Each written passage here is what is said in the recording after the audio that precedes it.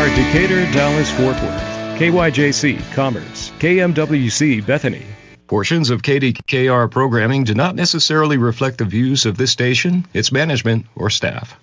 Prudent Money with Bob Brooks is sponsored by the Prudent Money Foundation on 91.3. Well, how to finance in today's real estate market. Today we're going to take a look. Stay tuned for Prudent Money.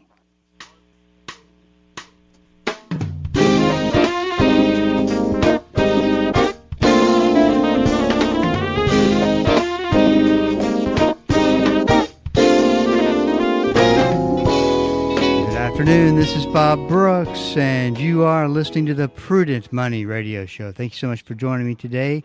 You know I do appreciate it. Well, the real estate markets have been all over the place, and today Mortgage Mark is here to talk a little bit about how to be successful in buying in the DFW real estate market. Mark, I tell you what I can't do. I can't do an introduction while my phone's ringing, and it's just so incredibly unprofessional. You think I would know after decades of doing this that you turn your phone off, Bob. But anyway, you know what, Bob? Every once in a while, you just need to be reminded of the basics, right? That's no big deal, my friend. So that was and it proves that it's a live show. That was a pathetic opener to introduce someone like yourself. Mark Pfieffer is with me today to talk a little bit about financing, going through the act of financing in the DFW real estate market. So it would not be a show with you and I visiting if I didn't ask the question, how's it going as far as things are happening in the real estate markets? I know where you're going with this. It's always, like to your point, we always talk about what the obvious is when you talk to a mortgage banker, which is, what are rates, how are things going? And the answer is fairly quiet for the last few weeks. There's been a little movement here and there, and there's reasons I can give you why things might get better. I can give you a few, ideas of why things may get worse. But I'm very pleased to say, for the most part, it's been relatively sideways for the last few weeks. And while I do want and wish the rates would come down a little, I do have some opinions on that as whether I think they will or could or should. The reality is, I will take non-event over major swings. So I would say we're doing fine. If you look at like Mortgage News Daily or FreddieMac.com or any of those websites, is still going to show rates in that mid to high six, depending on, kind of the quote normal, whatever's out there on the internet. But I'd say overall, we're kind of just trugging along and waiting to see what happens in the future. So talk about new builders, building new homes. How are those faring in this particular market? The builders are winning in the sense that, they're winning against the existing homeowner, and here's why. Builders build homes, and they build them with the intent of selling them, and they need to sell them to keep the machine running. So if a builder builds a home and the home just sits there and nothing happens to it, the builder will eventually go out of business with no income coming in. So they are building homes with the intent and purpose of selling. And the reason why that's important, compare that to Joe homeowner who would like to move, maybe wants to move, but if Joe seller can't get what they want for the house, they may take their home off the market, whereas a builder has financial incentive to get it moved. So what they've done, and you'll see this a lot with new construction, builders are using a lot of their monies to buy down the interest rate to help with just, one, the marketability, and two, the affordability. So if somebody can come in and say, man, I love this house, and they can get rates like 4.99 because the builder's using a ton of their money to buy down that interest rate for the buyer. So it has been a real competitive advantage here for the last, call it 2 years, for new construction. So how is this summer compared to the last couple of summers? Okay, so if we want to talk traffic, it's been, well, I said rates have been boring and kind of steady here the last couple of weeks, which is great on the, quote, interest rate front. The reality is things got quiet here about 3 or 4 weeks ago. Let's say about call it around July 4th. Whether it's a lot of folks going on vacation, whether it's the news of the economy, the tariffs, a lot of headlines about the Fed, and, Jay Powell getting fired or whatever. He's not, but that was out there, right? So I don't know why. The industry, a lot of us have had conversations, and it's a bit of a head scratcher, but it's gotten very quiet over the last 3 to 4 weeks. Starting to see a little pickup here this week, but the reality is it's been here in North Texas at least.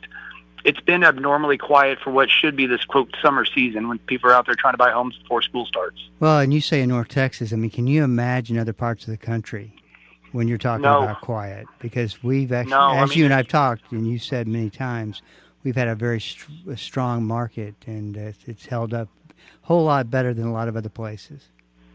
Yeah, and I will say, like, Florida seems to be the one getting picked on the most, and right. Maybe rightfully so. But I've seen a lot of the headlines lately about overbuild, too many condos, big migration from the Northeast down to Florida during COVID, and now those are trying to get out, and the build has been too much. So I would say, again, God bless Texas. I think our builders here, as a whole, as a general community, I think have been fairly responsible. It's just, you'll see rates tick up, or like right now, like this action slowing down this last couple of weeks. You will see in the stats that follow in the next week or two that building starts are down. Like the builders are very quick to pump the brakes now here in North Texas because of let's just call it what it is, PTSD from the mortgage meltdown. So I'm not saying we're not, we're immune to any of this, but the reality is just North Texas, with the migration we have for the the economic reasons, like North Texas is a great place to be. It's affordable. We still have a net migration coming in.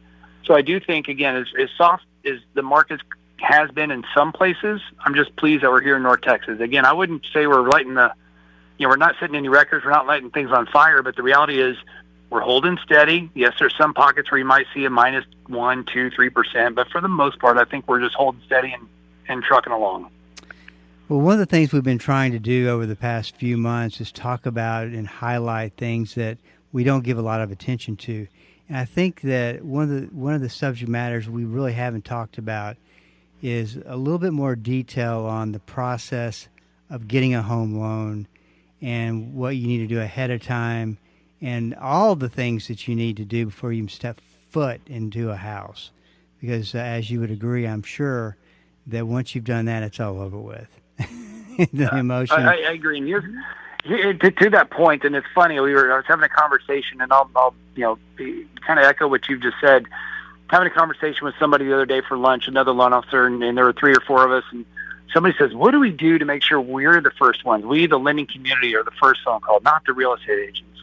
And my personal belief, Bob, for better or for worse, right or wrong, I don't know that that's going to change here in America. And the reason being, like, why would I want to call the lender and get my teeth kicked in and do all this stuff that it takes to do the paperwork and this, that, and the other if I'm not entirely sure if I'm even buying, versus I get to go have fun and go look at all these pretty new houses.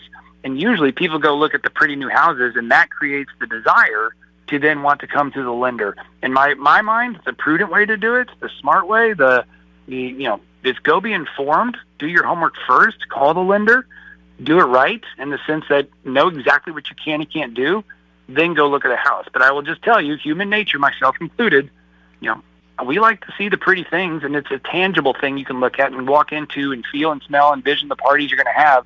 That's what will prompt a lender. But if you're listening to this and you think, I want to be a smart consumer, call a lender first. I think that's the right way to do it.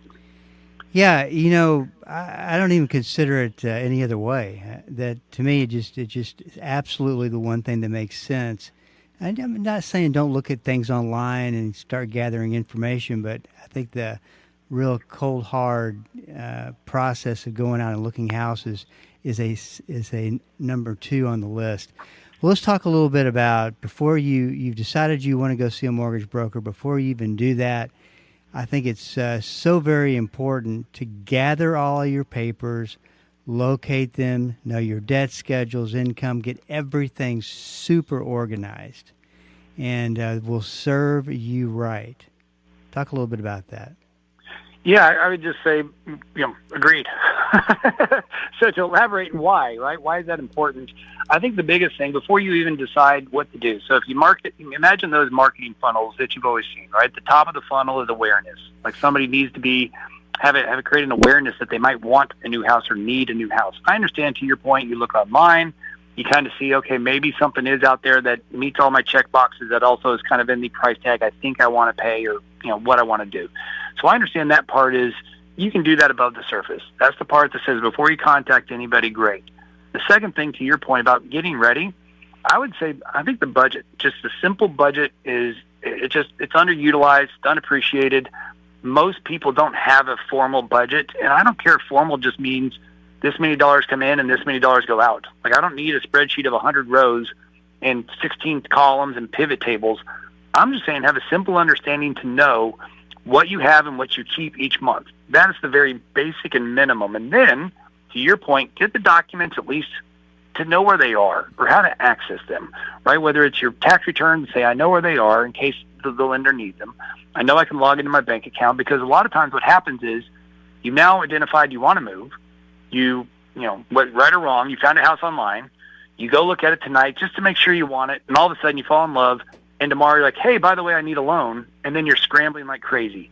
So it's okay to scramble. It does happen. There are instances where I understand that, but at least be very organized. So when you have to scramble, you can at least respond quickly, because you'll lose the house and possibly just create a whole bunch of time and pain and headaches and emotional headaches, and just that loss of a house if you weren't ready to jump. And you're talking about the spending. I like to refer to it as a spending plan, but the importance of that. I mean, the lenders are going to be all over that plan, and I'm sure does not give them a real strong sense of confidence if you can't come to the table going, this is the exact numbers, this is the detail, this is where the money goes. And of course, we could spend the rest of the time talking about how important that is, but that is something that you got to have. You know, and I would also suggest, and get your feedback on this, you know, let's pull out the credit reports and see, is there anything that needs to be done between now and the time that you apply? And that's a very important process. Yeah, I think that's incredibly important for the simple fact that if there is something on the credit report, it's not an overnight fix typically. I mean, the best case you may be talking, it's a week, and that would be really, really fast. And that's paying for a service to help fix that for you. The reality is you should know what your credit is, buying a house or not. You should check it. The credit bureaus allow you to pull your credit free, a couple times a year. So you can go pull your TransUnion, now, and then maybe 4 months pull the Experian, and then the next month pull Equifax. So again, you can kind of just do this rotation. Now, do I do that personally? No. Why? Because I just lock everything up. So I've called the credit bureau. So I'd absolutely recommend, if you don't do it, call it. It's free. Put a freeze on your credit, lock them up to where nobody can open or close it or open anything without you knowing. But at the end of the day, great example, I like to tell this story, and I've told it here, I'm sure, many times. When Caroline and I were going to buy a house many moons ago, or maybe it was a refinance, doesn't matter, we pulled credit. While her credit scores were good, there was a $12,000 credit card balance on a card we didn't own. It wasn't our card. Now, whoever's card it was, I'm very thankful that they paid their bills on time and that it was fine and it didn't hurt her scores. But we were trying to do something in a matter of weeks, and to go through and get that removed, and we didn't have to do that. We closed, and we fixed it later, but it didn't preclude us from moving forward simply because whatever balance it was fine, and fortunately we could afford the whatever $400 a month payment was showing up. But again, a lot of times you may find that something old is there, or I've once had a medical collection. And again, I wasn't in the process of getting a mortgage, but I was checking the credit for something, and there was a $76 medical collection for the dentist I've gone to for 11 years. So I had to call the dentist, get it done. 30 days later, it's fine. But if that's when your first point, your credit is, man, you're trying to close very quickly, again, that if you can't fix it in time, you may be suffering from either a no or, hey, you're taking a higher rate or paying more cost because of it. So I think the credit's incredibly important to get to early and start that process long before you go get excited about a house. You know, it's funny. The first house that I bought, I had the lender call me and said, hey, Bob, you didn't tell me that you had a bankruptcy on your account. And I said, I didn't tell you because I don't. Some guy, Robert Brooks, from someplace, we'll leave the state out of it, but his bankruptcy was on my report. And you're right. It takes a while to get that resolved and get that removed. What are some hard no's? I know that it's not an exact science when you get in there and you're really looking at a credit report, trying to see what this credit report tells about the risk that your bank is about to take. But is a bankruptcy, a credit card default, are those types of things hard no's? They, believe it or not, so again, what's your timeline, right? So if you said, hey, if I have a bankruptcy, can I ever buy a house again? Yes, absolutely. The question is when, right? So it's one of those, and different programs have different guidelines. Like FHA says, okay, if you're in a bankruptcy and you get permission from the court, you can do it. I've had it where you do it while in bankruptcy. If you got the payment plan permission from the court, you can do it. That's not often, but it can happen. But to answer your point about the hard, if you want to do a conventional loan or buy a jumbo or something like that, they're going to be more strict, where they're going to say, hey, I want to see a 3-year or 7-year seasoning between this. So it depends on the type of loan you're getting. It depends on the type of bankruptcy. But bankruptcies, foreclosures, short sales, those are big ones, right? Those are big, big, big instances in life. But things that are collections, car repos, credit card, defaults, things like that, nobody likes to see them. But at the end of the day, they don't necessarily have the hard seasoning requirements. Now, the reality is the credit score requirements say, hey, scores need to be at least X. If you had a car repo last month, chances are you even though that's not going to preclude you from buying a home, because of just that, the fact that your credit score is down as a result of that, that's what's going to stop you from hitting that can you do it. But it's not necessarily the seasoning requirement where it's a hard no. The hard no's, again, they exist from the bankruptcy and the foreclosures and short sales. Those are the hards. But again, the timing and when and how long you got to wait is just going to be dependent on the program and what you're trying to do and where your credit is afterwards. Because if everything's great, one little blemish, you can probably get something going faster than you could, whereas everything you just got trashed. Now you got to wait, until the credit gets restored. Mark's website is mortgagemark.com. You'll get a lot of great information there. If you want information on Mark, you can go there as well. Let's talk. This is one of the things that I remember a long time ago you and I were talking about, and I call it, don't try to get cute and manipulate the numbers. That is, borrowing $60,000 from your parents to stick in your bank account while you're going through the underwriting process. And you've told me some stories, and I'm just like, how in the world do people think they're going to get away with that? Getting cute is probably the biggest mistake you can make, especially let's call it in terms of credit, which you just cited with an asset, and I agree with that too. But let me go back to the credit piece. Don't get cute, and again, whether you're trying to get cute or just trying to do right? Because there is a difference in my opinion. Cute's kind of like knowing you've done something that you shouldn't be doing and you're trying to get away with it, versus, hey, I'm just trying to help myself out. Before you go in and start goofing around and doing something out of the ordinary, contact a professional. Whether it's a mortgage professional, and this is the hard part too, a credit professional. Those are really hard to find. We got somebody we highly recommend who gets results. We've used them for 15 years. But the reality is find somebody who knows what they're doing. Let me emphasize that again. Who knows what they're doing, not just trying to get paid, and have them counsel you. The lender, we have a phenomenal team. We've all been together for 10 plus years. We know what works and what doesn't. And so you as just an innocent bystander trying to buy a home, we've seen too many people do what they think is right. And some examples could be, hey, I paid off that collection.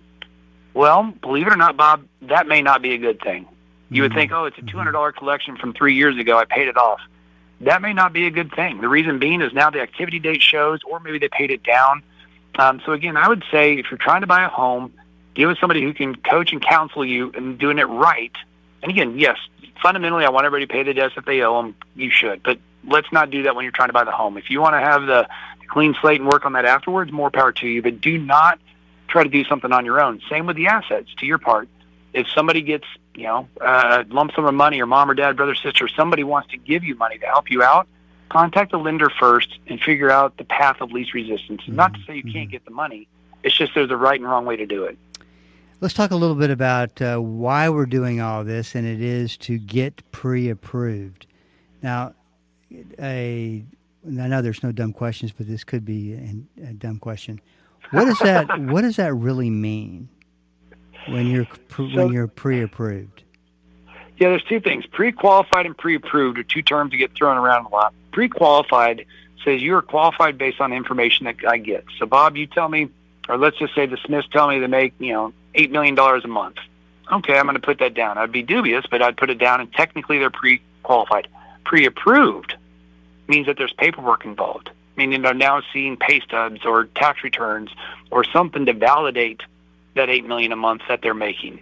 So in other words, pre-approval is so important because, one, as a buyer, you've eliminated most of the hurdles and you removed a lot of the chance that something come into play. And as a seller, they love it for that reason. It's just more assurance and assurity that they can sell their house and know that they're going to close on time. So I absolutely recommend pre-approved do that out of the gate, and it also makes for just a quicker and smoother process overall. And then the other thing that you want to pay attention to is, and especially in today's market, the extra expenses that go along with buying a house and fitting that into your spending plan. I mean, mortgage, the taxes, they've gotten out of control. Insurance, even things like electricity have gotten out of control. Where do you get a basis for that information to where you can calculate that and figure that into your spending plan? Yeah, good question. So whenever somebody looks at a house, whether it's online or through MLS, Realtor.com, Zillow, whatever, a lot of times they'll get estimates on that. You can go to the county appraisal districts, DCAT or wherever it is you're looking. They should have some rough estimates as well. Ultimately, say for the insurance, you can take your best guess. We got factors that we use. New homes are going to be lower insurance than the home that's in the M streets that's 100 years old. But there's some rough numbers. I'd say for taxes here in North Texas, I'd use like a 2.3, 2.4%. And then for the insurance factor, I'd use about a 0.6%. Those get you rough numbers, but certainly the second you get serious, I would say let's pull the real information. The Central Appraisal District's the best place for taxes at the moment, as a layman. And let's call your insurance person or professional to see if we can get a rough quote. Those for sure, because what you don't want to do is base a budget on this and then only to find halfway through it's going to be extremely higher than what you thought. Yeah, Mark, I want to run this by you. I absolutely think this was true at one point with real estate, but I wonder if it's still true. And, does this still apply? Just because you are pre-approved doesn't mean you can afford it. Does that still apply, or was that something back in 2008 that definitely applied? Yeah, back in 2008, that was the thing. I would say in today's world, I'm going to phrase it differently. Just because you're pre-approved, somehow a lender has deemed you there's a program that says you're good, doesn't mean that, and I don't want to use the word you can't afford it, but versus should you do it? Or just because I say, yes, here's what it is, it's you as an individual, you got to make those payments, and they stick around for more than 6 months or 12 months. So like somebody today I talked to, big commission, they've had a great last year and a half. What if that doesn't continue? So even though you qualify today and I say you're good, what if 2 years from now, 3 years from now, something happens or something changes with the job and you don't have this gangbuster thing, somebody in their early 30s hitting that income stride, they're too young to know that things, good times are great, but they're not forever. So the question is this the new norm or is this just a peak? And that's for him to answer because I don't know his industry that well. So that's the hard part to say. Just because you can get approved for it, I would just say take counsel and take that step back and use them, whether it's the lenders themselves or somebody outside your counsel, your financial planner or somebody of that nature.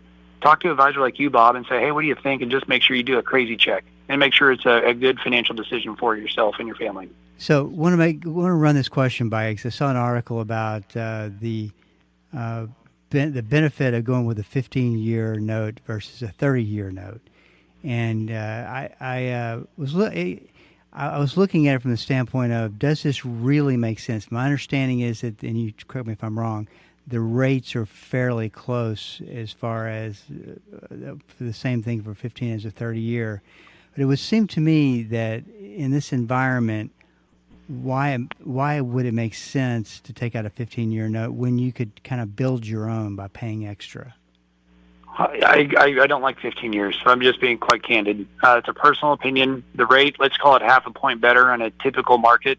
But the reality is I prefer 30 years all day long. I think there's other alternatives, whether you pay extra on your own for the mortgage.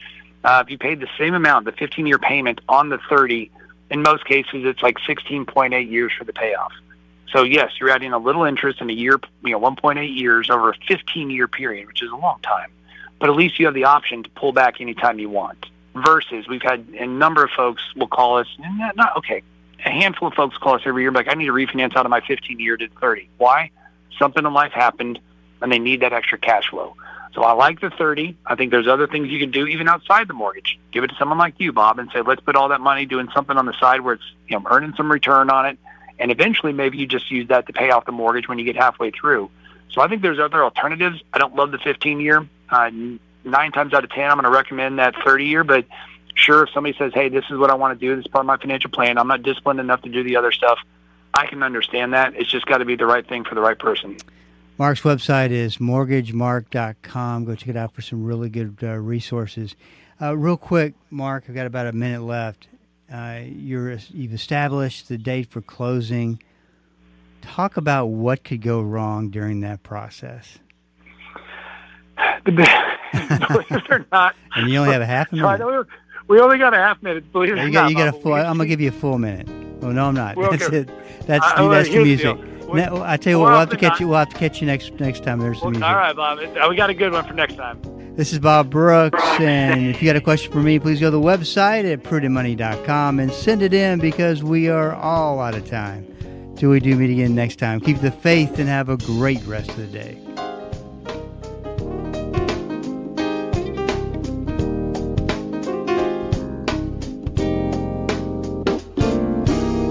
That's all the time we have for today. Questions or comments for Bob, or to find out more great information like what you've just heard, visit www.prudentmoney.com. Be sure to join Bob Brooks again for the next edition of Prudent Money.